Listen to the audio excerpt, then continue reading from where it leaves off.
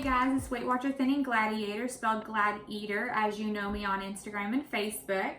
I recently did a poll asking which recipe y'all would like to see next, and the most responses that I got in private messages, direct messages, on my actual posts for my polls was the Cheddar Bay Biscuits.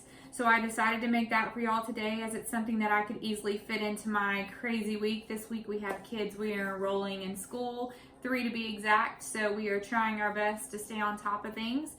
So I wanted to go ahead and make these for you today. I am going to allow you to see what I'm doing today, which would be easier than my other videos. My husband got me this really fancy recorder, so I feel all professional now. Thank you, baby. So I wanted to show y'all that I already had my stuff prepped like I do in every other video. I have 3/4 of the fat-free cheddar and 3/4 of the fat-free mozzarella shredded cheeses already ready to go. I have my spices, which you can use pretty much as you want of each. Sometimes I like adding more garlic, some days I don't. In here we have onion powder, which is not necessarily on the recipe, but you can include it if you want a little bit added flavor. I also have my Uncle Chris's steak seasoning and my garlic powder in here. I have my La Costeña jalapenos, which you'll see me use this brand and the Mount Olive brand. Those are my 2 favorite brands. And then I have my 1 cup of the fat-free, non-fat Greek yogurt, which is no added flavors, it's the plain. So I'm going to get everything set up, that way you can actually see what I'm doing.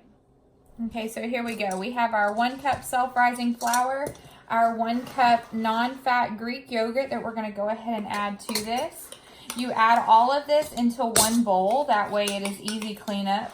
That is my favorite way to do things, is easy cleanup.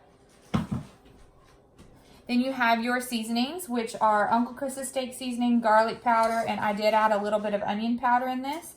So we're just going to add that to the bowl.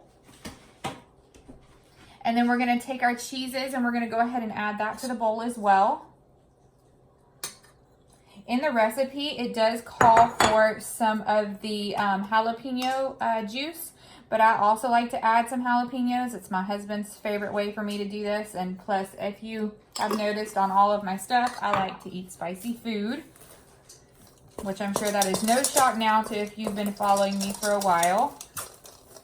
So basically, we are just going to mix all this up. Flour is very messy, so it does kind of spout out of the bowl, as you can clearly see. You can use a bigger size bowl for this. That's not a problem. In just a second, baby.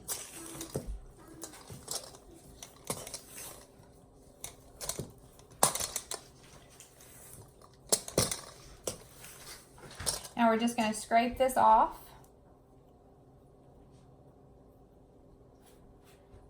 Place that in there. And I already have a greased sheet ready to go with some cream on it. I have also already preheated my oven to 375 degrees. And just like my other biscuits, you just kind of take your hand and mix this all together. It's a lot easier using hands rather than trying to use a spoon.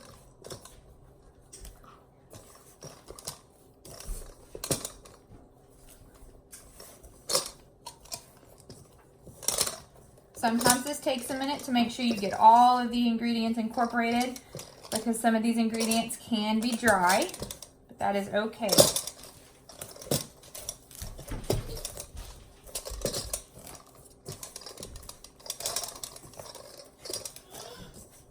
I'm sure y'all can hear my little ones in the background.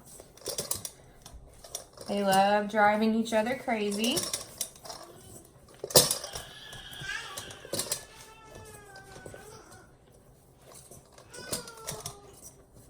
3 under 5 definitely gets a little complicated at times.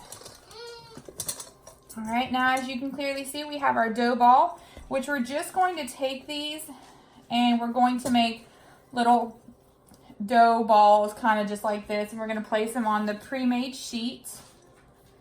You need to get at least 12 out of this for them to be 1 point apiece. 11 or 12 usually is what I try to get. I usually can always get 12. They are sticky. They will get on your hands, but not too sticky.